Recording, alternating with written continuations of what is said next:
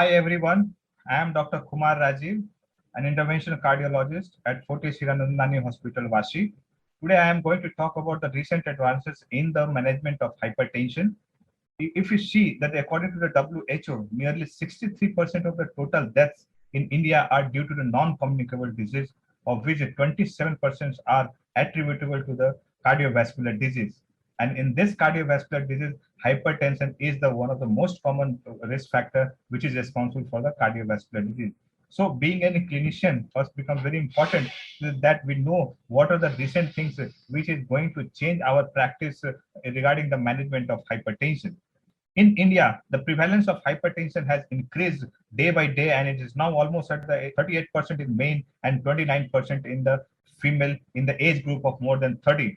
The worst part is this that the almost 50% of men and the 40% of the female with hypertension are unaware of their blood pressure. And according to the WHO recently, that only the 15 to 20% of treated patients for the blood pressure have BP under well controlled. Rest the blood pressure are not very well under control. So we can imagine the situation of a problem over here. Those the patient has been diagnosed, they are not properly well under control. The major changes which has happened recently is the after the 2018 ACC-AHA guidelines published, and it has shown that the lowering the definition of blood hypertension from more than 140 by 90 to 130 by 80 millimeter of mercury. So almost 10 mmHg decrease the parameters, the digit has been decreased for the diagnosis of hypertension. This was done after the results of the sprint trial, which has showed that the patient, they do better, that the all-cause mortality is less in the patient who has been treated with the intensive arm treatment compared to the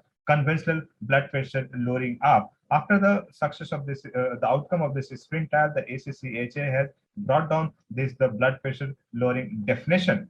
Even after the follow-up of 3.3 years follow-up this sprint trial, the patient who has been treated with the intensive arm group, they have shown that the cardiovascular outcome are better and the all-cause mortality is also less in this intensive arm group of patient.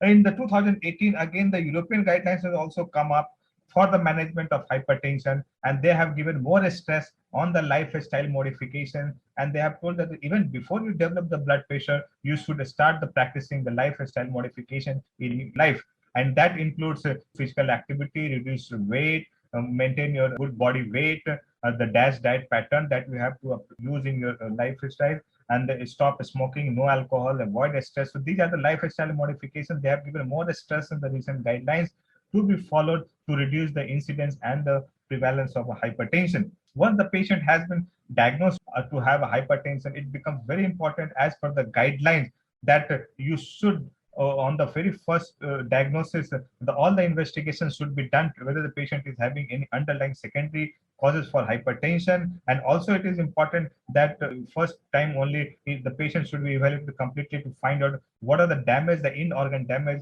has happened because of the blood pressure, like the doing a USG abdomen, fundoscopy, and the 2D echocardiography. Also for the diagnosis of blood pressure, this guidelines has given more emphasis on the home blood pressure monitoring as well as the ambulatory blood pressure monitoring rather than just relying on the office blood pressure monitoring. This monitoring has given a better control of the blood pressure, and it helps in the ruling out white coat hypertension, whether the patients are deeper or not deeper.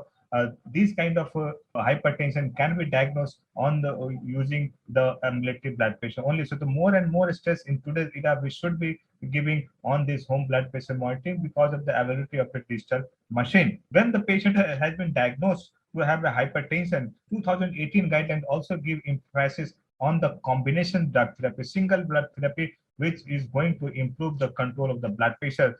The three drugs which has been given the first line therapy, which includes the calcium channel blockers, ACE inhibitor or ARBs, and the diuretic group of the therapy. So these three groups, either in the two drugs combination or three drug combination, should be used as a first line therapy for the management of hypertension. Once the patient has been given these three drugs in the maximum doses and not controlled, then we can go for the second line drug therapy, which includes the beta blocker, alpha blocker. So combination therapy has been given more stress in the management of blood pressure in the hypertensive patient. Regular monitoring, regular follow-up is very important to to see whether the patient's blood pressure is maintained at the target level or not.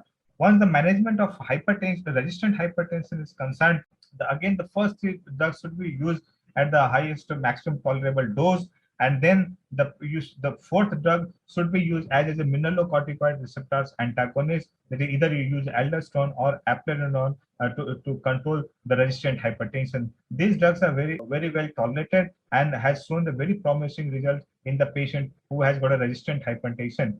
It is also equally important the patient who has resistant hypertension that we should rule out pseudo hypertension. Also, this is all about the recent updates. I hope these changes is going to change our practice, the way we manage our hypertensive patients. Thanks to all of you.